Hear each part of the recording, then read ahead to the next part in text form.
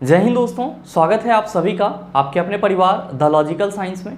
मैं हूं आलोक सिंह आतिश और आज के इस वीडियो सेशन में हम लोग बात करने वाले हैं youth biology chapter wise discussion में एक्सक्रीशन यानी कि उत्सर्जन के दूसरे पार्ट की। जी हाँ दोस्तों, इससे पीछे के वीडियो सेशन में हम लोगों ने youth biology chapter wise discussion में एक्सक्रीशन उत्सर्जन का पार्ट 1 देखा था।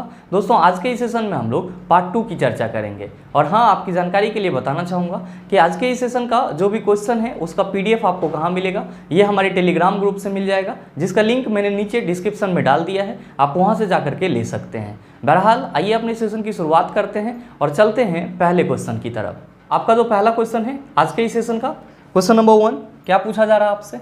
आपसे पूछा जा रहा है कि हम मूत्र त्याग की उत्तेजना को नियंत्रित कर सकते हैं। आपका ऑप्शन दिया हुआ है मांसपेशीय मूत्राशय के तंत्रिका नियंत्रण में होने पर, दूसरा ऑप्शन है स्पिंचर मांसपेशी के मूत्राशय और मूत्रमार्ग के बीच मौजूद होने पर, और तीसरा ऑप्शन है मूत्राशय में कम पानी भरा होने पर, और चौथा ऑप्शन है मूत्राशय के आसानी से नहीं भरने पर। क्या होगा इसका आंसर? आपसे क्वेश्चन पूछा जा रहा है कि मूत्र त्याग की जो उत्तेजना होती है वो किसके द्वारा नियंत्रित होती है, या आप इसको ऐसे भी समझ सकते हैं कि आपके बॉडी से जो यूरिन बाहर निकलता है, तो ये जो यूरिन को बाहर निकालने की प्रक्रिया होती है ये किसके द्वारा नियंत्रित होती है। हमेशा ध्यान में रखिएगा कि आपके बॉडी में मूत्र त्याग की जो उत्तेजना होती है, यानी कि मूत्र को बाहर निकालने की जो प्रक्रिया होती है, या आप इसी को मूत्र त्याग उत्तेजना भी कह सकते हैं। तो ये जो मूत्र त्याग की उत्तेजना है ये किसके द्वारा नियंत्रित होती है?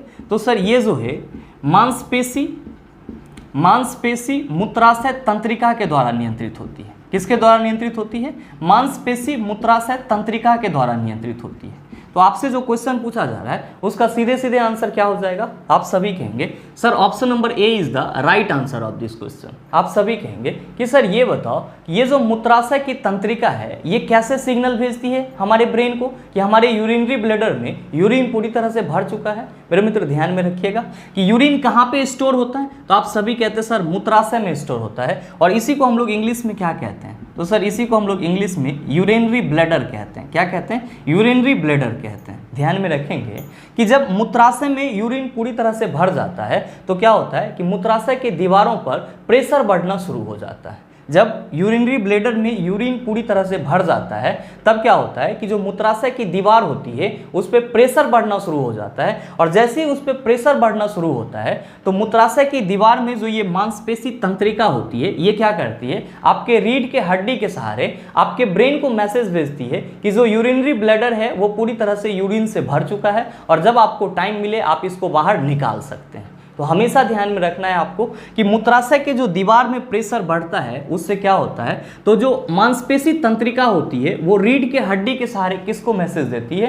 तो सर वो आपके ब्रेन को मैसेज देती है। जैसे ही आपके ब्रेन को मैसेज मिलती है आप उस पर सोचना शुरू कर देते हो, और जब आप खाली समय में रहते हो तो आप क्या करते हैं सर, उसी वक्त यूरिन का त्याग कर देते हैं। लेकिन अगर आप बिजी होते हैं तो आप कुछ देर बाद जाते हैं। तो ये जो नियंत्रण हो रहा है ये नियंत्रण किसके सहारे हो रहा है? आप सभी कहेंगे सर मांसपेशी मूत्राशय तंत्रिका के सहारे हो रहा है। आप सभी के मन में चल रहा होगा कि गुरुजी हमारे बॉडी में जितनी भी कार्य होती है या हमारे बॉडी के जितने भी ऑर्गन हैं उन सभी का नियंत्रण कहाँ से होता है? ध्यान में रखिएगा कि आपके बॉडी में जितने भी ऑर्गन हैं और उन सभी का जो भी गतिविधि है, एक्टिविटी है, वो सब का सब कहाँ से नियंत्रित होता है? तो सर तंत्रिका तंत्र से नियंत्रित होता है। कहाँ से नियंत्रित होता है? तंत्रिका तंत्र से नियंत्रित होता है, जिसको हम लोग इंग्लिश में क्या कहते हैं? तो सर इसी को हम लोग इंग्लिश में नर्वस सिस्टम कहते हैं। क्या कहते हैं? नर्वस सिस्टम कहते हैं। और साथ ही ध्यान में रखिएगा कि जो आपका नर्वस सिस्टम होता है इसके अभिन्न अंग कौन कौन से होते हैं? तो सर इसमें सबसे पहले आ जाता है आपका मस्तिष्क। कौन आ जाता है सर? आपका मस्तिष्क, जिसको आप क्या कहते हैं सर? इंग्लिश में ब्रेन कहते हैं। साथ ही साथ क्या आ जाता है? तो सर फिर आ जाता है मेरुरज्जु। क्या आ जाता है सर? मेरुरज्जु, जिसको हम लोग इंग्लिश में क्या कहते हैं? तो सर इसको हम लोग इंग्लिश में स्पाइनल कोड कहते हैं। क्या कहते हैं? स्पाइनल कोड कहते हैं। और फिर क्या आ जाता है? तो फिर आ जाता है सर न्यूरॉन, जिसको हम लोग इंग्लिश में क्या कहते हैं? तो सर नर्व सेल कहते हैं। क्या कहते हैं सर? नर्व सेल कहते हैं। इस चीज़ का हमेशा ख्याल रखिएगा कि आपके बॉडी में जितनी भी गतिविधि होती है that's all are controlled by your nervous nervous system, ये सब के सब किसके थ्रू कंट्रोल होता है? आपके तंत्रिका तंत्र के थ्रू कंट्रोल होता है। ध्यान में रखना है कि तंत्रिका तंत्र का निर्माण कैसे होता है? तो सर मस्तिष्क, मेरुरज्जु और न्यूरॉन जब एक साथ कंबाइन हो जाते हैं तब किसका निर्माण होता है? तो सर नर्वस सिस्टम का यानी कि तंत्रिका तंत्र का निर्माण होता है। ध्यान में आप ये भी रखिएगा कि ये जो आपका न्यूरॉन है जिसको आप नर्व सेल कह रहे हैं, ये आपके शरीर की क्या होती है? तो सर शरीर की सबसे लंबी कोशिका मानी जाती है। तो कभी कभी आपके एग्जाम में ये क्वेश्चन भी पूछ लिया जाता है कि शरीर की सबसे लंबी कोशिका क्या होती है? आप सभी कहेंगे न्यूरॉन होती है, यानी कि जो तंत्रिका तंत्र की कोशिका होती है वो होती है।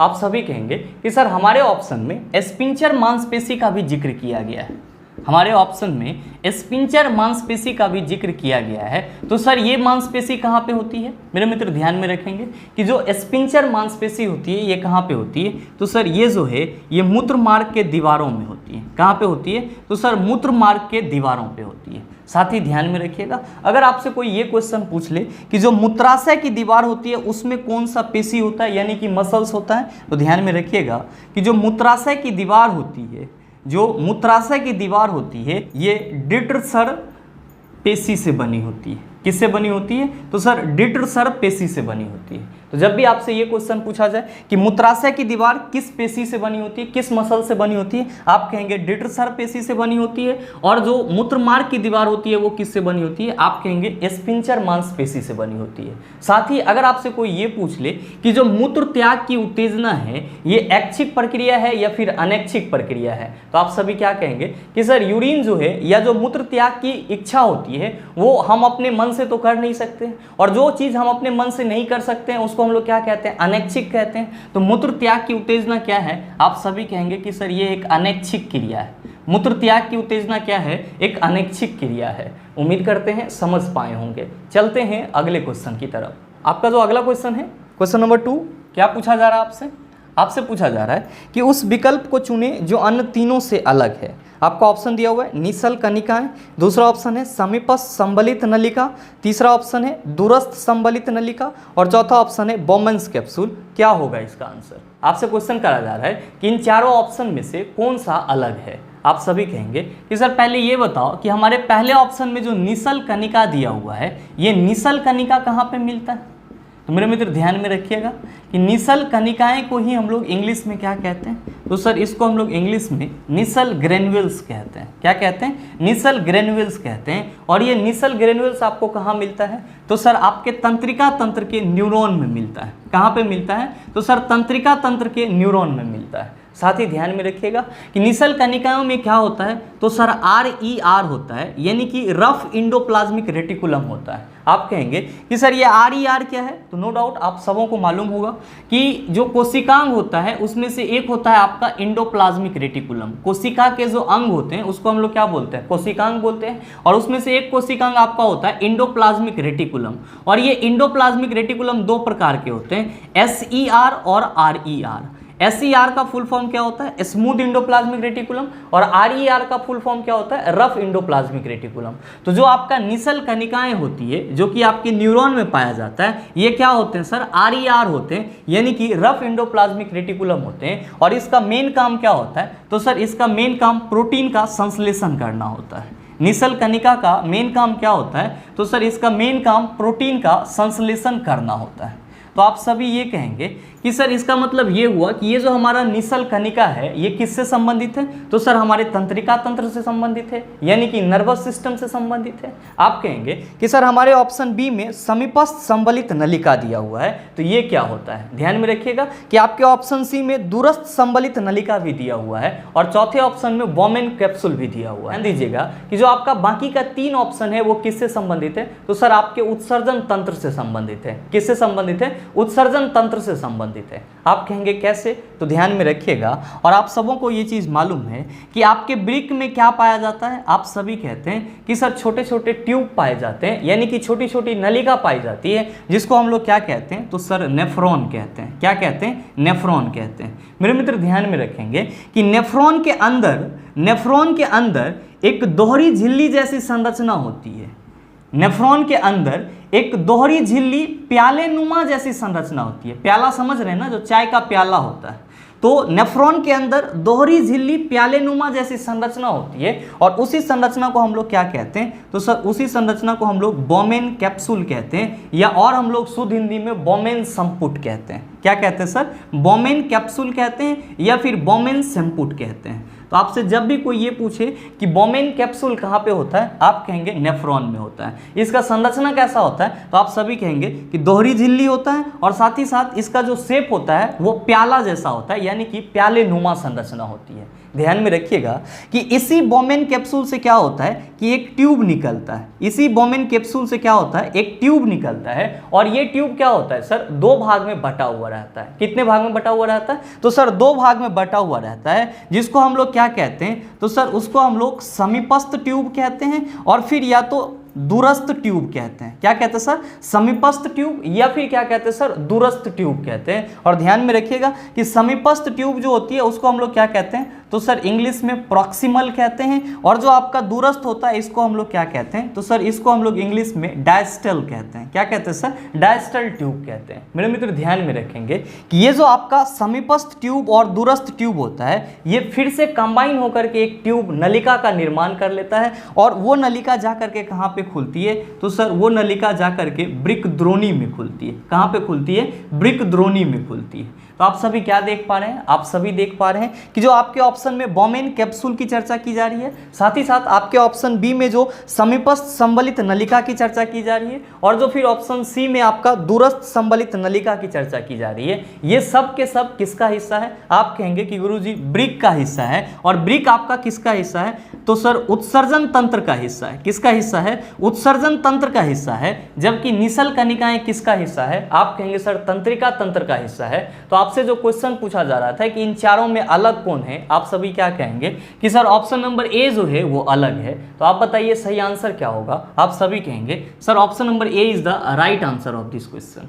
उम्मीद करते हैं समझ पाए होंगे। चलते हैं अगले क्वेश्चन की तरफ। आपका जो अगला क्वेश्चन है क्वेश्चन नंबर 3, बड़ा ही आसान सा सवाल, और ध्यान में रखिएगा कि अब आपको यहाँ से जितने भी क्वेश्चन मिलेंगे, अगर आपने एक्सक्रेशन का पार्ट 1 वीडियो देखा है तो उसको आसानी से कर लेंगे। ऐसा इसीलिए कि एक्सक्रेशन के पार्ट 1 वीडियो को जब आप देखेंगे तो आज के इस सेशन का जो क्वेश्चन नंबर 3 से लेकर के 11 तक का क्वेश्चन है, इन सभी क्वेश्चन का कंसेप्ट आपको उस वीडियो में मिल जाएगा। तो अगर आप उस वीडियो को नहीं देख पाए हैं तो वीडियो प्लेलिस्ट में अवेलेबल है, आप जा करके देख सकते हैं। बहरहाल आपसे क्वेश्चन क्या पूछा जा रहा है? क्वेश्चन पूछा जा रहा है कि नेफ्रोलॉजी डैश के साथ जुड़ा हुआ है। आपका ऑप्शन दिया हुआ है जिगर, दूसरा ऑप्शन है फेफड़ा, तीसरा ऑप्शन है गुर्दा, चौथा ऑप्शन है ग्रहणी। क्या होगा इसका आंसर? आप सभी कहेंगे कि सर आपने पीछे के सेशन में बताया था कि जब भी हम नेफ्रोलॉजी की बात करते हैं तो इसका शाब्दिक अर्थ क्या हो जाता है। तो आप कहेंगे कि सर नेफ्रो से हम लोग क्या पकड़ लेते हैं, यहाँ पे नेफ्रॉन पकड़ लेते हैं। और नेफ्रॉन कहाँ पे रहता है, तो सर ब्रिक में रहता है। ब्रिक को ही क्या बोला जाता है, तो सर गुर्दा बोला जाता है। और ये जो लॉजी है, इस लॉजी का मतलब क्या होता है, तो सर अध्ययन होता है। तो ब्रिकों का अध्ययन करना क्या कहलाता है, नेफ्रोलॉजी कहलाता है। आपसे क्वेश्चन पूछा जा रहा है कि नेफ्रोलॉजी डैश के साथ जुड़ा हुआ है। आप कहेंगे सर ये तो ब्रिक के अध्ययन से जुड़ा हुआ है। तो आपके ऑप्शन में क्या दिया हुआ है सर, ब्रिक ना दे करके ऑप्शन नंबर सी में गुर्दा दिया हुआ है। तो आप बताइए सही आंसर क्या हो जाएगा? आप सभी कहेंगे सर ऑप्शन नंबर सी हो जाएगा। मेरे मित्र ध्यान में रखिएगा कि ब्रिक या गुर्दा दोनों को हम लोग इंग्लिश में क्या कहते हैं, तो सर इसी को हम लोग इंग्लिश में किडनी कहते हैं। क्या कहते हैं? किडनी कहते हैं। आप कहेंगे कि सर हमारे ऑप्शन में जिगर भी दिया हुआ है। तो ध्यान में रखिएगा, जिगर को हम लोग हिंदी में एक और नाम से जानते हैं, यकृत बोलते हैं, और इसी को इंग्लिश में हम लोग लीवर कहते हैं। साथ ही ध्यान में रखिएगा कि लीवर आपका एक उत्सर्जी अंग भी होता है। क्यों? क्योंकि ये आपके शरीर में अमोनिया को किस में बदल देता है, यूरिया में बदल देता है। साथ ही साथ ध्यान में रखिएगा कि लीवर के द्वारा ही क्या किया जाता है, तो सर बाइल जूस का भी सेक्रेशन किया जाता है, यानी कि पित्त रस का भी स्रवण किया जाता है। आप कहेंगे सर हमारे ऑप्शन में फेफड़ा भी दिया हुआ है। तो नो डाउट आप सबों को मालूम होना चाहिए फेफड़ा आपका कौन सा सिस्टम का हिस्सा है। आप सभी कहेंगे सर श्वसन तंत्र का हिस्सा है। साथ ही आप कहेंगे सर हमारे ऑप्शन में ग्रहणी भी दिया हुआ है। तो ध्यान में रखिएगा कि ग्रहणी को हम लोग इंग्लिश में क्या कहते हैं, तो सर इसको हम लोग इंग्लिश में ड्यूडेनम कहते हैं। क्या कहते हैं? ड्यूडेनम कहते हैं। और आप सभी जो कहते हैं कि सर हमारा जो छोटी आंत है, स्मॉल इंटेस्टाइन है, वो कितने पार्ट में बटा हुआ है, तो 3 पार्ट में बटा हुआ है। तो उसमें से आपका एक पार्ट क्या कहलाता है, ड्यूडेनम कहलाता है, और दूसरा क्या कहलाता है, तो सर जेजुनम कहलाता है, और तीसरा क्या कहलाता है सर, इलियम कहलाता है। ड्यूडेनम को ही हम लोग हिंदी में क्या कहते हैं, तो सर ग्रहणी कहते हैं। उम्मीद करते हैं समझ पाए होंगे। चलते हैं अगले क्वेश्चन की तरफ। आपका जो अगला क्वेश्चन है क्वेश्चन नंबर 4, क्या पूछा जा रहा है आपसे? आपसे पूछा जा रहा है कि किसका प्राथमिक कार्य मूत्र के उत्पादन से खून से अपशिष्ट पदार्थ का उन्मूलन करना है। आपको ऑप्शन दिया हुआ है वृक्क, दूसरा ऑप्शन है यकृत, तीसरा ऑप्शन है अग्नाशय, चौथा ऑप्शन है छोटी आंत। आपसे क्वेश्चन पूछा जा रहा है कि किसका प्राथमिक कार्य मूत्र के उत्पादन से खून से अपशिष्ट पदार्थों का उन्मूलन करना है। मेरे मित्र, आप सभी ने पीछे के सेशन में क्या देखा था, आप सभी ने देखा था कि सर हमारा जो किडनी होता है यानी कि जो वृक्क होता है, इसका प्राइमरी वर्क क्या होता है। तो सर इसका प्राइमरी वर्क होता है यूरिन का प्रोडक्शन करना, यानी कि मूत्र का उत्पादन करना। क्यों करना सर? ताकि आपके ब्लड में जो भी अपशिष्ट मटेरियल है यानी कि जो वेस्टेज मटेरियल है उसको शरीर से क्या किया जाए सर, बाहर निकाला जाए। तो जब भी आपसे ये क्वेश्चन पूछा जाए कि किसका प्राथमिक कार्य मूत्र के उत्पादन से खून से अपशिष्ट पदार्थों का उन्मूलन करना है, आप सभी क्या कहेंगे सर ये प्राथमिक कार्य वृक्क का है। तो आप बताइए सही आंसर क्या हो जाएगा। आप सभी कहेंगे sir option number A is the right answer of this question. मेरे मित्र ध्यान में रखिएगा, अगर आपसे कोई ये पूछ ले कि यकृत का प्राथमिक कार्य क्या होता है एज अ उत्सर्जी अंग, जब हम लोग इसको देखते हैं तो ध्यान में रखेंगे कि यकृत यानी कि जिगर का प्राथमिक कार्य एज अ उत्सर्जी अंग जब हम लोग इसको देखते हैं तो इसका प्राथमिक कार्य होता है आपके शरीर में जो अमोनिया बन रहा होता है उसको किस में बदल देना, तो सर यूरिया में बदल देना। किस में बदल देना? यूरिया में बदल देना। उम्मीद करते हैं समझ पाए होंगे। चलते हैं अगले क्वेश्चन की तरफ। आपका जो अगला क्वेश्चन है क्वेश्चन नंबर 5, बड़ा ही आसान सा सवाल। ये भी आपसे पूछा जा रहा है कि मनुष्य के गुर्दे की निस्यंदन की इकाइयों को डैश कहते हैं। आपका ऑप्शन दिया हुआ है न्यूट्रॉन्स, दूसरा ऑप्शन है नेफ्रॉन, तीसरा ऑप्शन है न्यूरॉन और चौथा ऑप्शन है प्रोटॉन्स। क्या होगा इसका आंसर? आप सभी कहेंगे कि सर पहले ये बताओ कि ये निस्यंदन है या निस्पंदन है। ध्यान में रखिएगा, इसको हम लोग निस्पंदन बोलते हैं और इंग्लिश में क्या कहते हैं, तो सर फिल्ट्रेशन कहते हैं। क्या कहते हैं? फिल्ट्रेशन कहते हैं। आपसे क्वेश्चन क्या पूछा जा रहा है? क्वेश्चन पूछा जा रहा है कि मनुष्य के गुर्दे के फिल्ट्रेशन की इकाइयों को क्या कहते हैं। आप सभी क्या कहेंगे कि सर मनुष्य के गुर्दे के निस्पंदन इकाई को नेफ्रॉन बोला जाता है। क्या बोला जाता है? नेफ्रॉन बोला जाता है। तो आप बताइए सही आंसर क्या होगा। आप सभी कहेंगे कि सर नेफ्रॉन हमारा ऑप्शन नंबर बी में है, इसीलिए हमारे इस क्वेश्चन का सही आंसर ऑप्शन नंबर बी हो जाएगा। मेरे मित्र ध्यान में रखिएगा कि नेफ्रॉन को हम लोग वृक्क का क्या बोलते हैं? संरचनात्मक और क्रियात्मक इकाई बोलते हैं। तो कभी कभी आपके एग्जाम में डिट्टो क्वेश्चन पूछ लिया जाता है कि निम्नलिखित में से किडनी का यानी कि वृक्क का संरचनात्मक और क्रियात्मक इकाई कौन सा है। आप सभी क्या कहेंगे? नेफ्रॉन है। निम्नलिखित में से किडनी का यानी कि वृक्क का निस्पंदन इकाई कौन सा है? आप कहेंगे नेफ्रॉन है। उम्मीद करते हैं समझ पाए होंगे। चलते हैं अगले क्वेश्चन की तरफ। आपका जो अगला क्वेश्चन है क्वेश्चन नंबर 6, बड़ा ही आसान सा सवाल। अगर आपने एक्सक्रेशन का पार्ट 1 वीडियो देखा है तो मेरे ख्याल से इन सब टाइप के प्रश्नों को सॉल्व करने में आपको कोई दिक्कत नहीं होना चाहिए। आपसे क्वेश्चन पूछा जा रहा है कि कौन से रोग के उपचार में डायलिसिस किया जाता है। आपका ऑप्शन दिया हुआ है कैंसर, दूसरा ऑप्शन है दृष्टि वैषम्य, तीसरा ऑप्शन है गुर्दे की खराबी और चौथा ऑप्शन है गठिया। आपसे क्वेश्चन पूछा जा रहा है कि किस रोग के उपचार में डायलिसिस किया जाता है। आप सभी क्या कहेंगे कि सर जब हमारा किडनी काम करना बंद कर देता है तब हम लोग क्या करते हैं सर? डायलिसिस करते हैं। तो यहाँ पे किडनी हमारे ऑप्शन में नहीं है लेकिन गुर्दे की खराबी तो दिया हुआ है। तो आप बताइए क्या हो जाएगा आंसर। आप सभी कहेंगे कि सर जब गुर्दा खराब हो जाएगा तब उसका क्या किया जाएगा? डायलिसिस किया जाएगा। सही आंसर क्या होगा सर? ऑप्शन नंबर सी हो जाएगा। मेरे मित्र ध्यान में रखिएगा कि आपकी डायलिसिस मशीन में क्या होता है? एक टैंक होता है और उस टैंक को हम लोग क्या कहते हैं? डायलाइजर कहते हैं। क्या कहते हैं सर? डायलाइजर कहते हैं। और इस डायलाइजर में क्या भरा हुआ रहता है? तो सर डायलिसिस फ्लूइड भरा हुआ रहता है। उम्मीद करते हैं समझ पाए होंगे। चलते हैं अगले क्वेश्चन की तरफ। आपका जो अगला क्वेश्चन है क्वेश्चन नंबर 7, बड़ा ही आसान सा सवाल। ये भी आपसे क्वेश्चन पूछा जा रहा है कि यूरिया का निर्माण कहाँ होता है। आपका ऑप्शन दिया हुआ है अग्नाशय, दूसरा ऑप्शन है यकृत, तीसरा ऑप्शन है छोटी आंत, चौथा ऑप्शन है गुर्दे। क्या होगा इसका आंसर?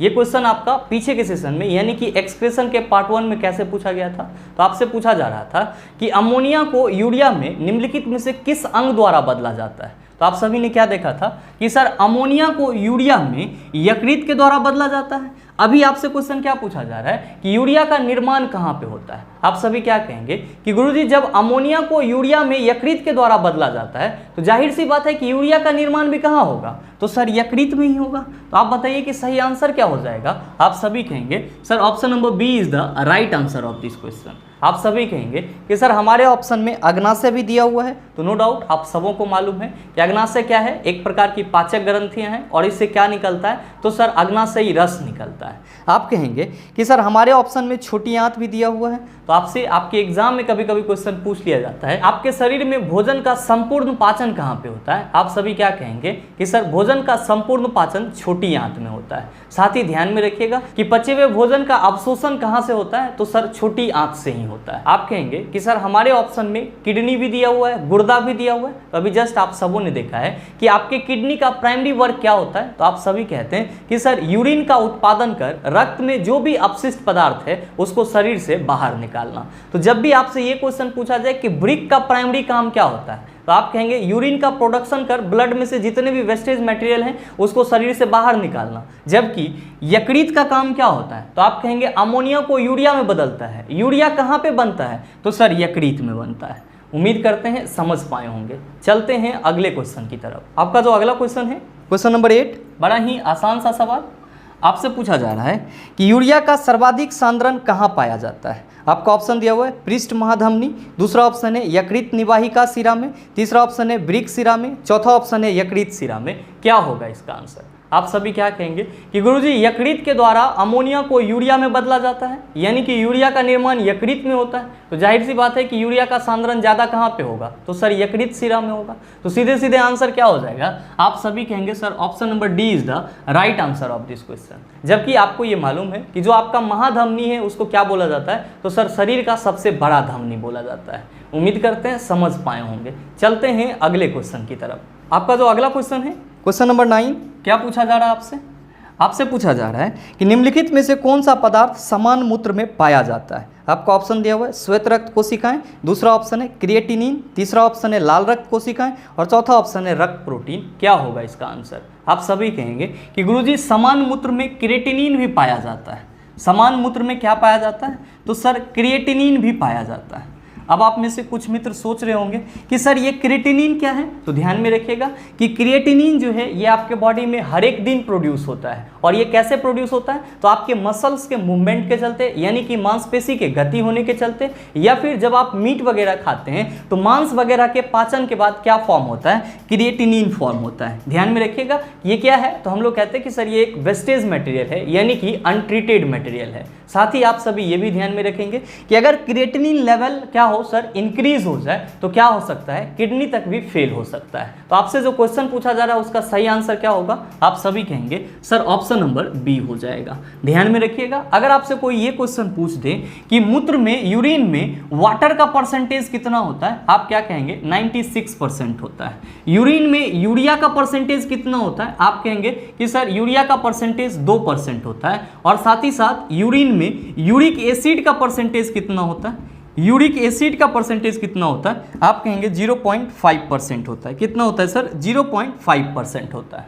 उम्मीद करते हैं समझ पाए होंगे। चलते हैं अगले क्वेश्चन की तरफ। आपका जो अगला क्वेश्चन है, क्वेश्चन नंबर 10, बड़ा ही आसान सा सवाल और मेरे ख्याल से आप सभी इसका जवाब दे सकते हैं। आपसे क्वेश्चन पूछा जा रहा है कि मूत्र का पीला रंग किसकी मौजूदगी के कारण होता है? आपका ऑप्शन दिया हुआ है कोलेस्ट्रॉल, लसिका, पित्त, यूरोक्रोम। क्या होगा इसका आंसर? आप सभी कहेंगे सर आपने पीछे के सेशन में बताया था कि मूत्र का पीला रंग जो है वो यूरोक्रोम के चलते होता है, इसीलिए हमारे इस क्वेश्चन का सही आंसर क्या हो जाएगा? ऑप्शन नंबर डी हो जाएगा। मेरे मित्र ध्यान में रखिएगा अगर आपसे कभी ये क्वेश्चन पूछ दिया जाए कि मूत्र का पीएच वैल्यू कितना होता है, तो आप सभी याद रखना कि मूत्र का पीएच वैल्यू 4.5 से 8.6 तक के बीच होता है। कितना होता है सर? 4.5 से 8.6 तक के बीच का होता है। उम्मीद करते हैं समझ पाए होंगे। चलते हैं अगले क्वेश्चन की तरफ। आपका जो अगला क्वेश्चन है, क्वेश्चन नंबर 11, क्या पूछा जा रहा है आपसे? आपसे पूछा जा रहा है कि किस रंग द्रव की उपस्थिति के कारण मानव के मल का रंग पीला होता है? आपका ऑप्शन दिया हुआ है पेप्सिन। आप कहेंगे सर ये तो प्रोटीन के पाचन में सहायक होता है। दूसरा ऑप्शन है आपका रेनिन, तीसरा ऑप्शन है एमिलेज और चौथा ऑप्शन है आपका यूरोबिलिन। क्या होगा इसका आंसर? मेरे मित्र आपसे क्वेश्चन पूछा जा रहा है कि किस रंग द्रव की उपस्थिति के कारण मानव मल का रंग पीला होता है। ध्यान में रखिएगा कि मानव मल का रंग किसके चलते पीला होता है? तो सर यूरोबिलिन के चलते पीला होता है। तो सही आंसर क्या होगा सर? सही आंसर ऑप्शन नंबर डी हो जाएगा। और अगर ये क्वेश्चन पूछा जाए कि मानव मूत्र का रंग किसके चलते पीला होता है, आप सभी कहेंगे यूरोक्रोम के चलते। मेरे मित्र उम्मीद करते हैं यहाँ तक के जितने भी क्वेश्चन थे उसको आप आसानी से समझ पाए होंगे। अब इस टाइप का प्रश्न अगर आपको दोबारा दे दिया जाए, मेरे ख्याल से आप उसका जवाब भी आसानी से दे सकते हैं। साथ ही उम्मीद करते हैं ये छोटा सा वीडियो आपको अच्छा लगा होगा। अगर आपको वीडियो अच्छा लगा तो वीडियो को लाइक कीजिएगा, ज़्यादा से ज़्यादा शेयर कीजिएगा, और हाँ, अगर चैनल पे नए हैं तो सब्सक्राइब करके बेल आइकन दबा लीजिएगा, ताकि इस तरह के एग्जाम रेलेवेंट वीडियो का नोटिफिकेशन सबसे पहले आपके पास पहुँचे और आप उसका भरपूर फायदा उठा पाए। मिलते हैं फिर अगले सेशन में, तब तक के लिए best of luck. Thank you, have a nice day.